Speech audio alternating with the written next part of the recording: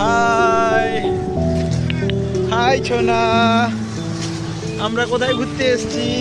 রাজকোট। হা হা হা। কাজে মামা কোথায়? কত সুন্দর আমরা একটা ছাতা নিয়ে ঘুরছি।